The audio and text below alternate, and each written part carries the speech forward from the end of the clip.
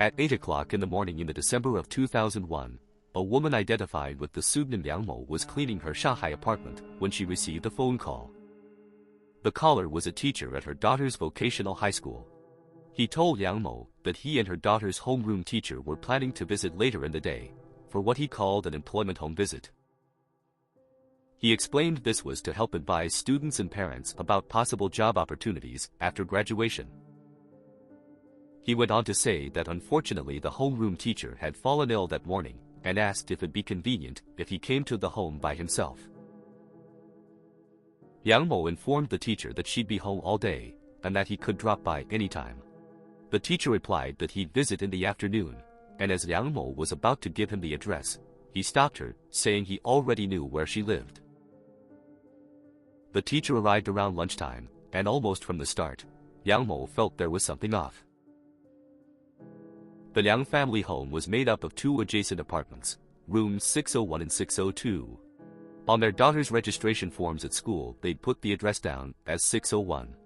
However, when the teacher arrived, he knocked on the wrong door. Liang Mo also felt that the man was unusually dressed. He was wearing a woolen sweater over a full three-piece suit rather than wearing the sweater under the suit jacket. She invited the man into her home and started brewing tea for them. The teacher asked if her daughter was at home, but Liang Mo replied that her daughter rarely came home for lunch. As the two spoke, the strange feelings Liang Mo had about the man sitting opposite her grew. He talked more about the layout of their home than actually discussing her daughter's future. He continually asked questions about the rooms in the neighboring apartment, inquiring if anyone was home next door. The doorway installed in the wall connecting the two apartments being of particular interest to him. He got up several times to examine the door more closely and tried to open it, asking if anyone else was home. As Liang Mo politely asked him to sit down, the teacher continued to ask who else was home. She avoided giving a straight answer, and was now feeling increasingly uncomfortable. Finishing the tea, the teacher then said it'd be better to visit at a time he was sure her daughter was home. Once the man left, Liang Mo called the school and found out two things that made the incident very concerning. Firstly, her daughter's homeroom teacher was not off sick, and secondly, the school didn't do home employment visits. The school's response made the incident stranger, as the man who came to her home had given his name as that of her daughter's actual teacher. When her husband and daughter got home, Liang Mo told them about the strange incident. She described the man to her daughter, but was told that he didn't sound like any of her teachers. 8 months earlier, student Liu Sijia sat in an internet cafe playing computer games with classmates, when his father called him. Annoyed his free time was being interrupted, he paid no attention, but the calls kept coming, making them impossible to ignore. Reluctantly answering the cell phone which belonged to his mother, and that he'd taken to show off to his friends, he heard his father's panicked voice, telling him to come home straight away. Something happened to his mother. His mother, Shen Bei, had recently retired due to ill health, so hearing the panicked tone of his father's voice on the phone, he rushed home. Once he reached the family home, there was a large police presence closing the area off. He was allowed to go through to his apartment, but before he could enter, a neighbor stopped him in the corridor and told him not to go inside. Just hours earlier, the father of Liu Sijia had returned home early from work to find his wife lying face down on their bed, showing no signs of life, a necktie around her throat. By the time Liu Sijia returned home, the police investigation was well underway. His mother had been choked to death. Along with the tie around her throat, another which had snapped in half was found on the bed, both belonging to the husband. It appeared to police investigating the scene that Shen Bei willingly let the suspect into the home, sitting down with the individual to drink some tea. There were no signs of forced entry or a struggle taking place, which suggested that Shen Bei was familiar with the person who attacked her. Furthermore, there were no signs the perpetrator came to the home with the intention of committing a robbery. Rooms looked undisturbed and relatively tidy, and a large safe in one bedroom remained untouched. To get into the apartment building, visitors had to be buzzed in with an intercom. Around lunchtime, a neighbor living on the ground floor and whose kitchen window was next to the door, heard a male voice asking Shen Bei to let him in. While he didn't get a look at the man, he told police the person spoke with a Shanghai accent. The apartment building was one of the older ones in the city, and hadn't yet had a surveillance system installed inside the building, so there was no security footage for police to check. With signs pointing to Shen Bei being familiar with her attacker, police began asking the father and son for names of any potential suspects. Unexpectedly, the two immediately pointed fingers at each other. The father told police his son and wife didn't have the best of relationships, frequently getting into furious arguments with each other. He also found it strange that Liu Sijia was allowed to take his mother's cell phone that day, which was not something she'd normally permit and was out of character for his wife. On the other hand, Liu Sijia felt it was his father's behavior which was unusual, telling police that it was strange that his father came home early on this particular day. He'd also say that his mother and father didn't have a good relationship and frequently argued. Liu Sijia thought it too coincidental that his father just happened to come home that day, as he wasn't someone who normally spent much time at home. His father worked as an engineer in the city and was working on a major project at the time. He lived on the job site during the week and only came home on weekends. In the many arguments Liu Sijia overheard, his parents often brought up the topic of ending the marriage. However, despite the surprising suspicions the father and son had of each other, some quick checking of their alibi showed that both were unlikely to have had the opportunity to end the life of Shen Bei. Police began asking for names and information to point them in the direction of other possible suspects. The husband informed police his wife often spent her free time in dance halls, where she'd dance with other men while he was living on the work sites, but he knew little about her dance partners. Liu Sijia couldn't think of anyone, but possibly because of the shock of hearing about his mother's death, he'd forgotten about a phone call the home received that morning. The caller on the other end was a man with a Shanghai accent and asked if he was speaking to Liu Sijia, to which he replied yes. The caller then asked if his father was at home. Liu Sijia said no, but offered to give the caller his father's cell phone number. The caller told the teenager not to worry about it, saying he already knew the cell phone number before hanging up. Police identified that the call came from a payphone close to the family home. Police checked the father's cell phone for the number, but it didn't show up in the call records.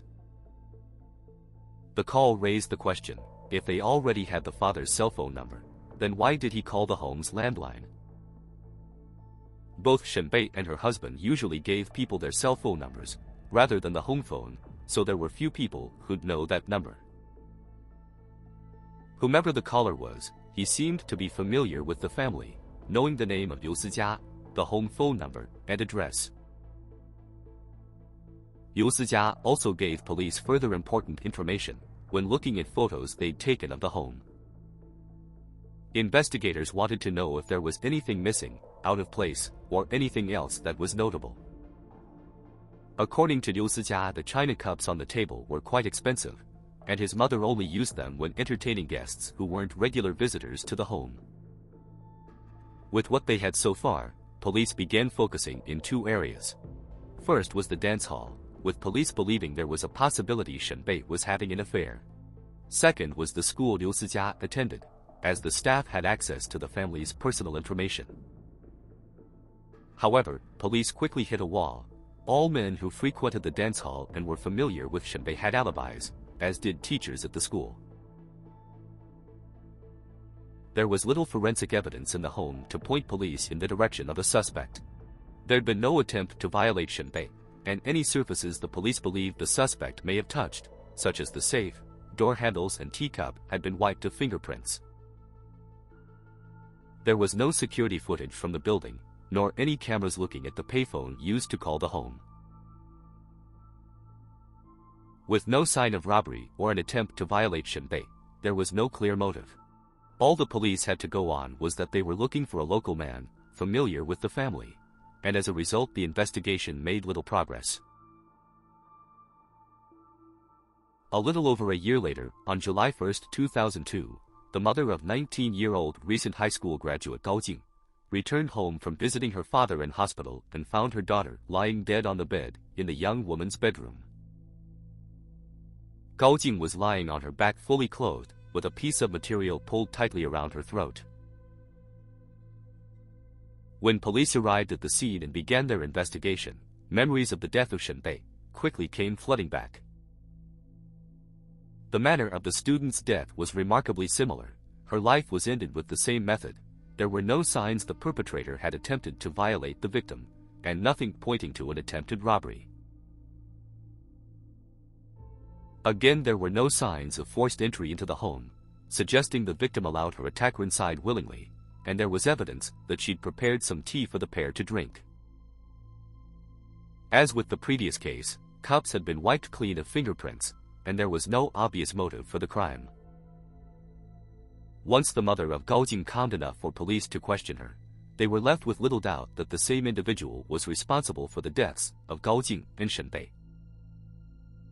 Her daughter had been classmates with Liu Sijia for the past 3 years, and any thoughts that this was simply coincidence quickly dissipated from the minds of investigators once the mother went through the events of that morning.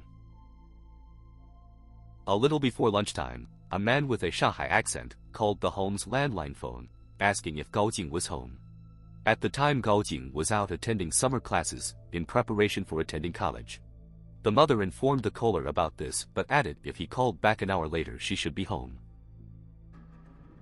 She then went on to tell the caller that she herself had to go out and run some errands, and so if no one answered when he called back, that would be the reason. The caller thanked her, said he'd try later, and hung up the call. The extra information she gave to the caller out of politeness caused the mother of Gao Jing to feel an enormous amount of guilt for many years after the death of her daughter. She blamed herself, believing that she'd effectively told the man her daughter would be home alone, and that if she hadn't done so, Gao Jing would still be alive. The police quickly began tracing where the call came from, and found that it had been made from a small store in the neighborhood. Frustratingly, the store didn't have surveillance cameras installed, but the store owner remembered the person who'd asked to use the phone, and was able to give police a description of the man. Police felt they'd finally made a breakthrough in the case.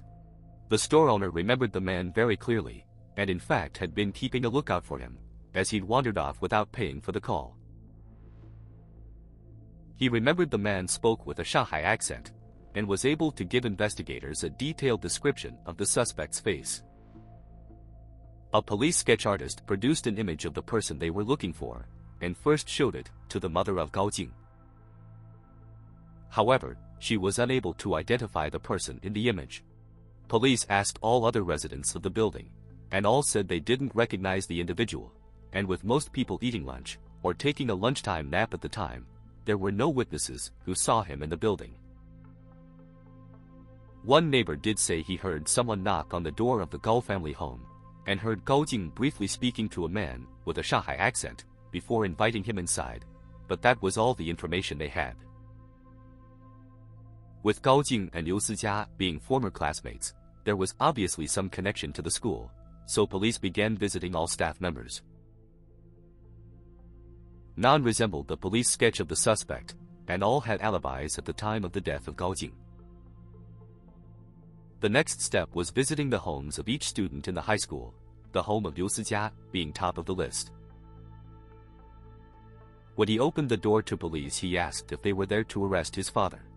His suspicions never leaving him but only getting stronger when his father remarried shortly after his mother's death, and seemed disappointed when he found that wasn't the case. When told about the death of his former classmate Gao Jing, he was stunned.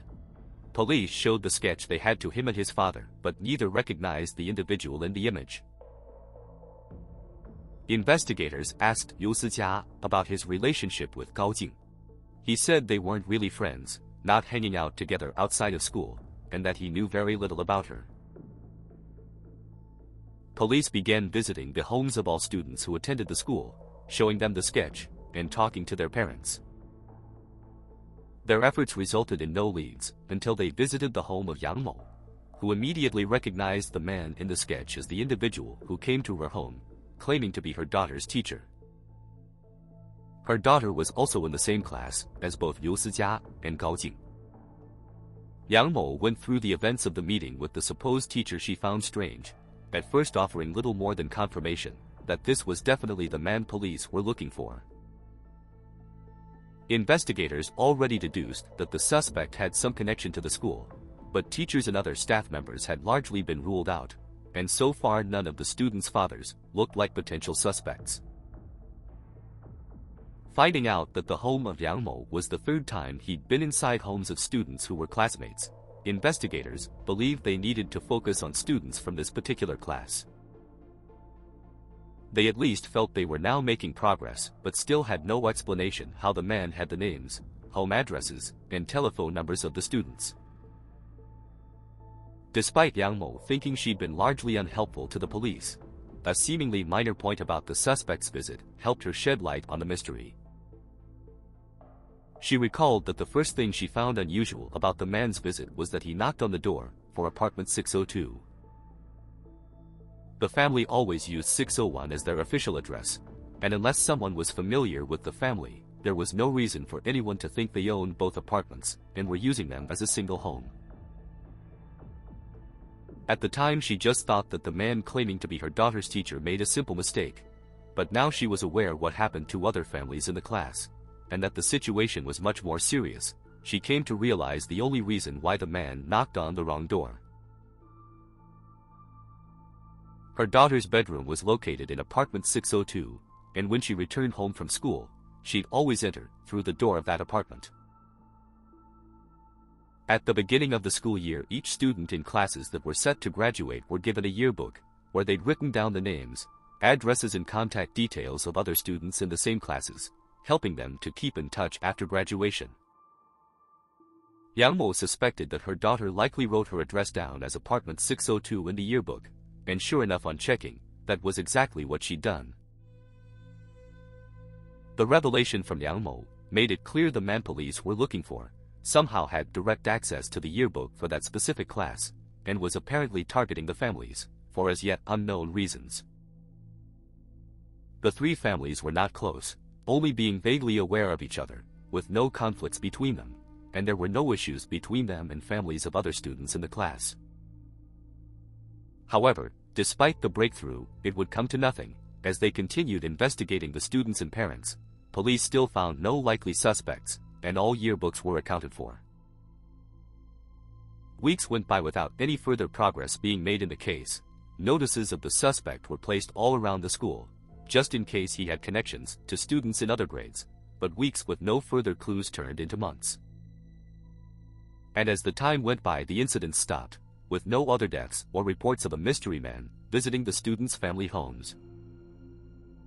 Years passed with police getting no closer to the truth, and the affected families experienced more tragedy. In 2015, the father of Liu Sijia passed away from a sudden illness. The following year, the father of Gao Jing also died from illness, and her mother, never truly getting over the guilt she placed on herself, suffered severe health problems, leaving her bedridden. At the time of the cases, forensic evidence analysis in China was still behind other countries, not that there was much left at the scenes.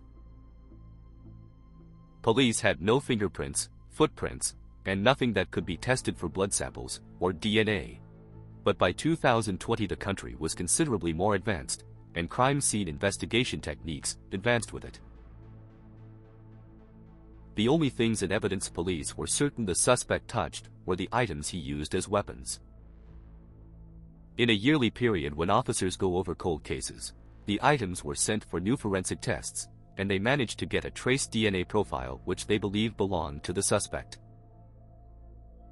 The new team looking into the case pulled up the names of the 421 people police investigated at the time. They began working through the list of parents, teachers and students, taking blood samples to test against the new evidence. As they were eliminating people from suspicion, the new team noticed something from the original investigation that stood out. One student from the class hadn't given the details of her father to the school, and as a result the man's name never appeared on the list of potential suspects. Curious as to why this was the case, the team tracked down the student and her mother to get answers. The student's name was Han Le, and police found out that her parents married in 1980, with Han Le being born 2 years later. However, only a year after her birth, the father was arrested for taking part in an armed robbery and sentenced to 10 years in prison. On his release, the couple attempted to continue the marriage for the sake of their daughter more than actually wanting to be together. During the decade he was incarcerated, his wife began a relationship with another man, as she struggled to cope with the challenges of being a single mother. Their attempts to rebuild the marriage failed, and they inevitably got divorced. The father left the country, finding work in Singapore shortly after. He was out of the country during the time Shen Bei and Jiang had their lives ended, but the new team investigating the case wanted to cover everything and still paid him a visit to ask for a blood sample. Naturally, the former convict wasn't especially happy to have police knocking on his door out of the blue, asking for a blood sample. He made his displeasure clear, and when police explained the situation, he responded that it couldn't be anything to do with him as he wasn't even in the country, and angrily asked them why they weren't bothering the other guy. Unsure as to whom he was talking about, he gave investigators the name Yang Jiangguo, the stepfather of his daughter Ha Le, and his ex-wife's boyfriend. The name wasn't familiar to the officers and didn't appear anywhere in the investigation files, so they questioned the man for more information about Yang Jiangguo. The father of Han Le explained that Yang Jiangguo was former middle school classmates with his ex-wife. While he was in jail, the two had reconnected and started a relationship. He believed his wife was still having an affair with the man after his release from jail, and shortly after the divorce Yang Jiangguo moved into his wife's home. Police got an image of Yang Jiangguo from a new identity card he'd applied for, and despite the card being issued some time after the original investigation, he did resemble the man in the police sketch, produced in 2002. Looking into the background of Yang Jiangguo, they found he was a native of Shanghai, and had a fairly extensive criminal record, being jailed several times for fraud, but on each occasion only received short prison sentences. He had little in the way of an employment record, suggesting he continued his criminal activity to earn money, and was currently receiving subsistence allowance from the government. There was no record found of him and the mother of Han Le receiving a marriage certificate, and they currently resided at different addresses. Investigators visited the family home of Han Le to get more information about Yang Jiangguo. Her mother informed police that she'd ended the relationship with Yang Jiangguo several years ago, and had no contact with him since then. She described him as having a violent temper, giving her regular beatings when angry throughout their time together. Having an address for the man, police went to the apartment building his ID card was registered, hoping to finally bring an end to the case after almost 20 years. Wanting to be sure the man they were looking for actually lived there, they first checked footage from the building's security cameras. In the footage, they'd see a man enter the elevator, and while their face was partly obscured by a motorcycle helmet, investigators felt the person matched the physical characteristics of Yang Jiangguo. The footage was taken a few days prior, and the man didn't appear to have left the building since then. Positive the suspect was at home, officers went up to the apartment to get a better look at him and speak to the man, hoping they'd be making an arrest. Knocking on the door and announcing they were police received no response from inside the apartment. Being certain the suspect was at home, officers forced the door open and entered. However, once inside they were immediately greeted with bloody footprints and a trail of blood on the tiled floor. Following the trail, they discovered Yang Jiangguo lying dead on the floor of the apartment's living room, with deep self-inflicted cuts to both his wrists. Giving the body a quick preliminary examination, officers believed Yang Jiangguo ended his own life, just a couple of days before they came knocking on his door. Police took blood samples from the scene and tested them against DNA profiles they'd gotten from the items used in the two homicides, and they came up as a match. The police had their man, but his death only left them with unanswered questions. The first being why he decided to end his own life. Looking through his medical records, they found he was in the advanced stages of stomach cancer, and likely had little time left, but still the timing of his decision was a touch too coincidental for police. Due to the timing of his death, investigators suspected someone had told Yang Jiangguo they were coming for him. The only people that possibly had that information were Han Le and her mother.